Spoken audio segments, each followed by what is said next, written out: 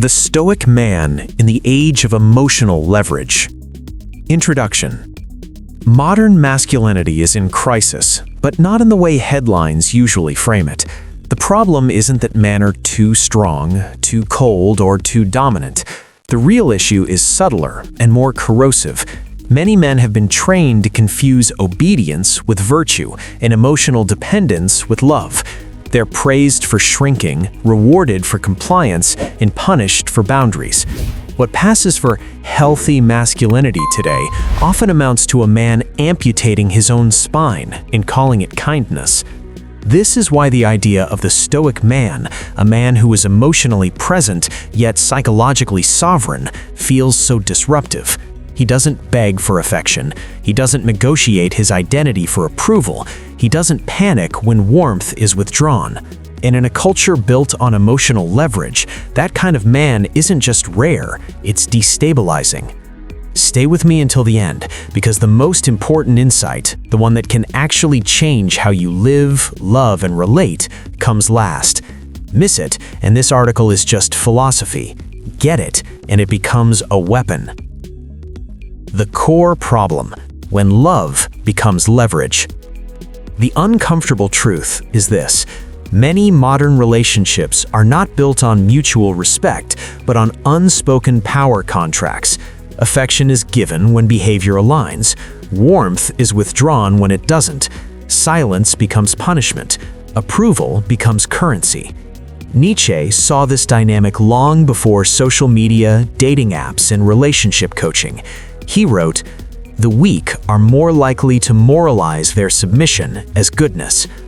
What we now call being nice, being emotionally available, or being understanding masks fear. Fear of abandonment, fear of disapproval, fear of being alone.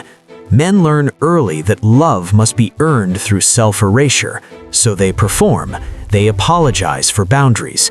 They soften their convictions. They trade authenticity for peace. And for a while it works, until it doesn't. Because when a man teaches others that his identity is negotiable, respect quietly exits the room. The relationship may continue, but the polarity dies. Or worse, it becomes a loop of manipulation, resentment, and quiet self-betrayal. Why the Stoic man breaks the script. The Stoic man doesn't rebel loudly. He doesn't dominate. He doesn't posture. He simply doesn't need. And that's what changes everything. Epictetus, the Stoic philosopher, said, "If you want to be invincible, make sure that no one can hurt you by controlling what you desire." The Stoic man has internalized this. He desires connection, but not at the cost of his center. He loves, but without surrendering his self-respect. He listens, but does not obey emotional chaos. When affection is withdrawn, he doesn't chase. When silence is used as a weapon, he doesn't explain. When guilt is deployed, he doesn't negotiate.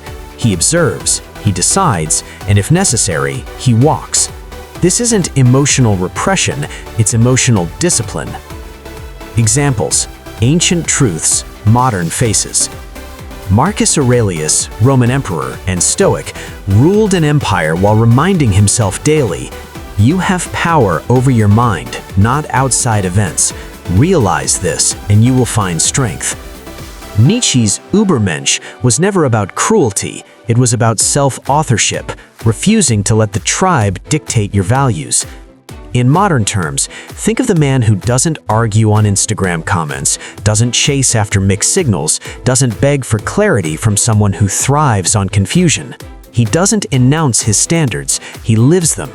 That quiet consistency is rarer and more powerful than aggression. The social cost, a culture of managed men. Here's why this topic matters beyond dating. When men are trained to seek validation like oxygen, they become manageable, useful, replaceable. A man who fears disapproval can be controlled by it, at home, at work, and in society. Nietzsche warned, "He who does not have the strength to be alone will always be a slave." A society of men who cannot stand alone produces shallow relationships, fragile families, and institutions built on emotional blackmail rather than truth. everyone loses, not just men, but women too, who are left navigating relationships with partners who resent them silently or collapse under pressure. The solution: sovereignty before intimacy. The solution is not to hate women, avoid relationships, or turn cold. That's a misinterpretation pushed by reactionary voices. The real solution is self-sovereignty. Learn to be alone without being bitter. Solitude is not a punishment, it's training.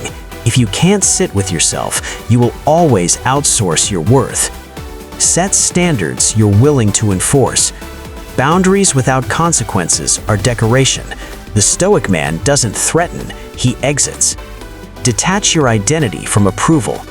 Love feels better when it's chosen, not needed. Dependency poisons intimacy. Calibrate to purpose, not validation. When your life has direction, relationships become an addition, not a foundation. As Viktor Frankl wrote, "When a man cannot find a deep sense of meaning, they distract themselves with pleasure." Purpose immunizes you from manipulation. Before you go, if this resonated, even if it offended you a little, like this article, subscribe, and comment what you agree or disagree with. This conversation only gets better when it's challenged. Your perspective helps sharpen it. Clarification: important. This is not about dominance, control, or emotional withdrawal as punishment. The Stoic man is not avoidant, cruel, or superior. He is sorted. He does not play games because he doesn't need to win them.